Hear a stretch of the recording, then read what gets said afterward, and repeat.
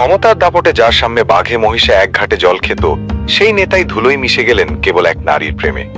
যার হুঙ্কারে কেঁপে উঠত পাকিস্তানের গদি, অথচ তাকেই কিনা শেষ বয়সে পথে পথে ঘুরতে হয়েছে পাগলের বেশে। ইতিহাসের নিষ্ঠুর পরিহাসে বঙ্গবন্ধুর রাজনৈতিক গুরু শামসুল হকের জীবন হার মানায় সিনেমার গল্পকেও। যে মানুষটা রাঘব বোয়ালদের চোখের দিকে তাকিয়ে কথা বলতেন, অথচ প্রেয়সীর সামনে দাঁড়িয়ে তিনি হয়ে যেতেন অবুঝ শিশু। ভাগ্য আর রাজনীতির নির্মম জাতাকলে পিষ্ট হয়ে একসময় দাপুটে নেতার ঠাঁই হলো না ইতিহাসের পাতায়, বরং তাকে হারিয়ে যেতে হলো ধুলোবালি আর অবহেলার অতল গহ্বরে।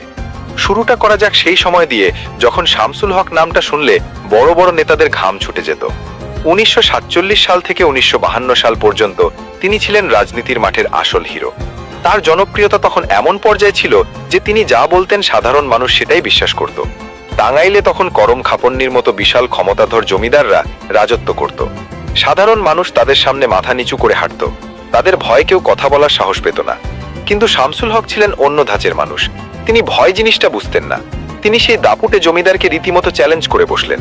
নির্বাচনের মাঠে তিনি করম খাপন্নিকে এমনভাবে হারালেন যে পুরো পাকিস্তান তখন চমকে উঠেছিল।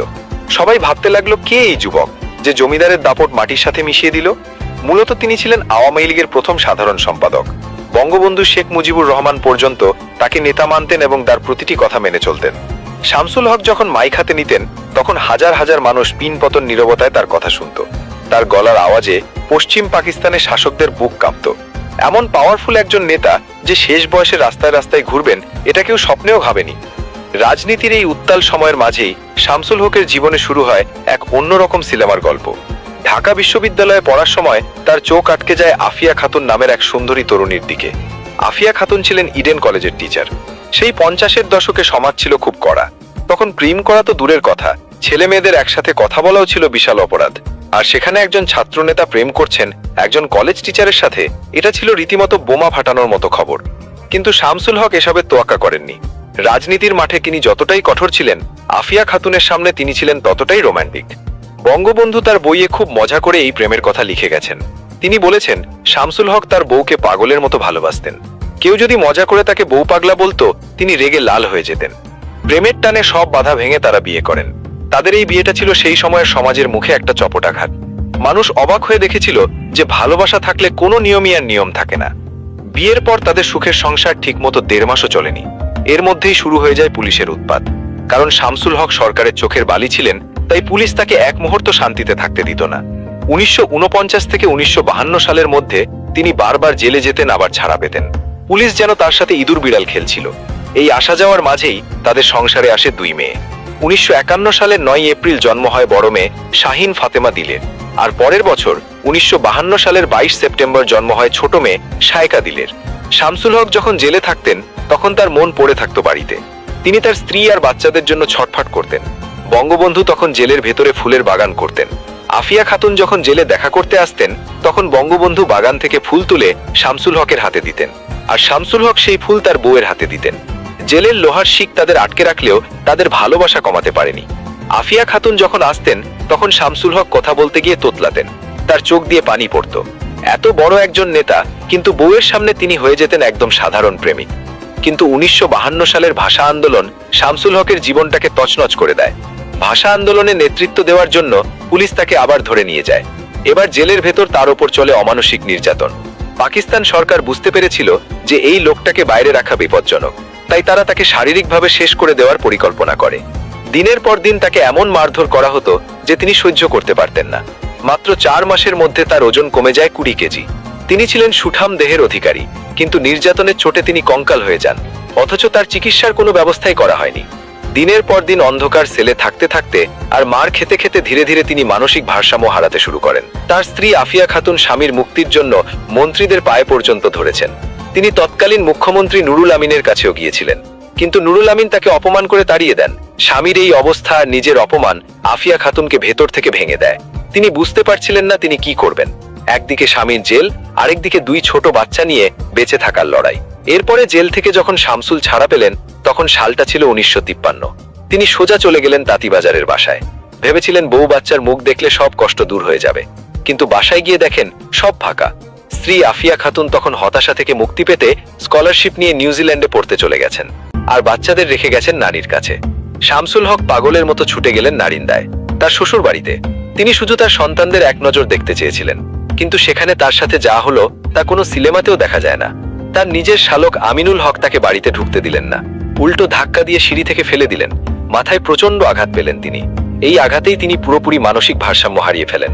এই আঘাত কেবল তার শরীরে লাগেনি, লেগেছিল তার মনেও। তবে বাস্তব জীবন সিনেমার চেয়েও কঠিন। পরে আফিয়া খাতুন দেশে ফিরে এসেছিলেন। তিনি স্বামীকে সুস্থ করার অনেক চেষ্টা করেছিলেন, কিন্তু শামসুল হকের অবস্থা আর ঠিক হয়নি। তিনি কাউকে চিনতে পারতেন না, অসংলগ্ন কথা বলতেন। শেষ পর্যন্ত কোনো উপায় না দেখে আফিয়া খাতুন ডিভোর্স দিতে বাধ্য হন। পরে তিনি ডাক্তার এম এ গনিকে বিয়ে করে বিদেশে চলে যান। আর এক সময়ের বাঘের মতো নেতা শামসুল হক পড়ে রইলেন রাস্তায়। তার ঘর ভাঙলো, সংসার ভাঙলো, আর রাজনীতিও শেষ হয়ে গেল। তিনি বিশ্বাস করতে পারছিলেন না যে তার আফিয়া তাকে ছেড়ে চলে গেছে। এই শোকে তিনি পুরোপুরি উন্মাদ হয়ে গেলেন। এরপর শুরু হয় এক করুণ অধ্যায়। যে নেতা একসময় দেশ কাঁপিয়েছেন, তিনি প্রায় 10 থেকে 12 বছর নিখোঁজ ছিলেন। কেউ জানতো না তিনি কোথায় আছেন। তিনি রাস্তায় রাস্তায় ঘুরে বেড়াতেন, পরনে থাকতো ছেঁড়া কাপড়, মুখে লম্বা দাড়ি আর চুলে জট। মানুষ তাকে পাগল ভেবে ঢিল ছুড়ত, কেউ তাকে খেতে দিত, আবার কেউ তাড়িয়ে দিত। অথচ এই মানুষটাই একদিন মাইক হাতে দাঁড়ালে লাখ লাখ মানুষ চুপ হয়ে যেত। 1965 সালে মহিউদ্দিন আনসারী নামের একজন তাকে সিরাজগঞ্জের রাস্তায় খুঁজে পান। তিনি তাকে চিনতে পারেন এবং নিজের বাড়িতে নিয়ে যান। মহিউদ্দিন আনসারী তাকে সেবা যত্ন করার চেষ্টা করেন, কিন্তু ততদিনে শামসুল হকের শরীরে আর কোনো শক্তি ছিল না। 1965 সালের 11ই সেপ্টেম্বর জ্বরে ভুগে তিনি মারা যান। মৃত্যুটা ছিল খুব কষ্টের। যে নেতার জন্য লাখ লাখ মানুষ জীবন দিতে প্রস্তুত ছিল, অথচ তার খবর কেউ জানলো না। গ্রামের সাধারণ মানুষের মতো তাকে চুপচাপ দাফন করা হলো। তার জানাজায় কোনো বড় নেতা বা মন্ত্রী আসেননি। আর এভাবেই অবহেলায় পৃথিবী থেকে বিদায় নিয়েছিলেন আওয়ামী লীগের প্রতিষ্ঠাতা শামসুল হক। কিন্তু গল্পের এখানেই শেষ নয়। শামসুল হক হেরে গেলেও তার রক্ত কিন্তু হারেনি। তার মেয়েরা বড় হয়ে বাবার নাম উজ্জ্বল করেছেন। তার বড় মেয়ে শাহিন ফাতেমা দিল হার্ভার্ড ইউনিভার্সিটির প্রফেসর ছিলেন, আর ছোট মেয়ে শায়কা দিল কাজ করছেন আমেরিকার নাসাতে বিজ্ঞানী হিসাবে। আর অন্যদিকে আফিয়া খাতুন 2016 সালে 90 বছর বয়সে আমেরিকায় মারা যান। হয়তো তিনি শামসুল হকের কথা মনে করে অনুতপ্ত ছিলেন। তবে 2023 সালে এক অবাক করা ঘটনা ঘটে। প্রায় 70 বছর পর শামসুল হকের 2 মেয়ে প্রথমবারের মতো টাঙ্গাইলে তাদের বাবার ভিটায় আসেন। বাবার কবরের পাশে দাঁড়িয়ে তারা কান্নায় ভেঙে পড়েন। এলাকাবাসী অবাক হয়ে দেখে যে পাগল বলে যাকে সবাই অবহেলা করেছিল, তার মেয়েরাই আজ বিশ্ব জয় করেছে। শামসুল হকের জীবন আমাদের শেখায় যে রাজনীতি আর ক্ষমতা চিরস্থায়ী নয়। তিনি প্রেমের জন্য রাজনীতি ছেড়েছিলেন, আবার রাজনীতির কারণে প্রেম হারিয়েছেন। ভাগ্য তাকে নিয়ে এমন খেলা খেলেছে যা কল্পনাও করা যায় না। তিনি আজ আমাদের মাঝে নেই, কিন্তু তার এই ট্র্যাজিক গল্প ইতিহাসের পাতায় লেখা থাকবে। একজন নেতা কিভাবে হিরো থেকে জিরো হয়ে গেলেন এবং শেষে করুণ কোলে ঢলে পড়লেন, তা আমাদের সব সময় ভাবাবে। আজ হয়তো তাকে অনেকেই মনে রাখেনি, কিন্তু তার দীর্ঘশ্বাস আজও মিশে আছে এই দেশের মাটিতে। শামসুল হকের এই উত্থান পতনের গল্প প্রমাণ করে যে জীবন কতটা অনিশ্চিত। যে মানুষটা পুরো দেশকে নেতৃত্ব দিতে পারতেন, তাকেই কিনা শেষে পাগল হয়ে মরতে হলো। ইতিহাস হয়তো তাকে তার প্রাপ্য সম্মান দেয়নি, কিন্তু তার ট্র্যাজেডি তাকে অমর করে রেখেছে।